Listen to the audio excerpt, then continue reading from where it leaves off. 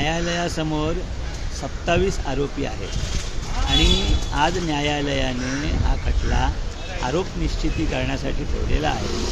त्यामुळे दुपारी बहुतेक सर्व 27 आरोपींना न्यायालयाने जातीने हजर ठेवण्यास सांगितलेले आहे. म्हणून त्यांच्या विरोधी आज आरोप निश्चिती होईल असा विश्वास वाटतो.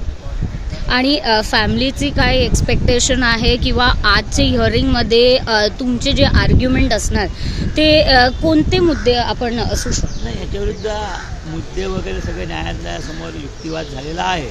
आता जो आहे तो न्यायालयाचं काम आहे की आरोपींविरुद्ध आरोप निश्चिती करणं, कोणाला कुठच्या कलमाखाली याच्यामध्ये जबाबदार ठेवणं, हे आता न्यायालयाचं काम राहील.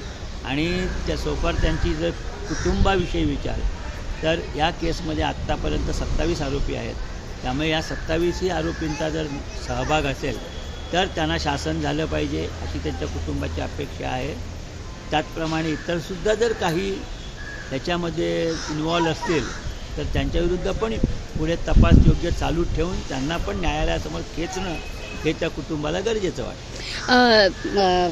बाबा सिद्दीकी यांचे जे मुलगा आहेत झिशान सिद्दीकी यांचं काही वेगळं म्हणणं आहे या विषयावरती किंवा वेगळं पिटिशन किंवा ॲफिडेविट वगैरे काही असं काही वेगळं दाखल केलं गेलं होतं? त्याच्या आईने माननीय उच्च न्यायालयासमोर वेगळं पिटिशन केलेलं आहे की जो काय तपास पोलिसांनी केला त्याबाबत ते अजिबात समाधानी नाहीत आणि या गुन्ह्यासाठी जे मुख्य जबाबदार आरोपी असतील त्यांना काही ना काही कारणाने पोलिसांनी समोरच आणलेले नाहीत असं त्यांचं म्हणणं आहे. तर त्याबाबत त्यांनी काय तपास केला, ते जबाबदार का नाहीत असं त्यांचं समाधान झालं.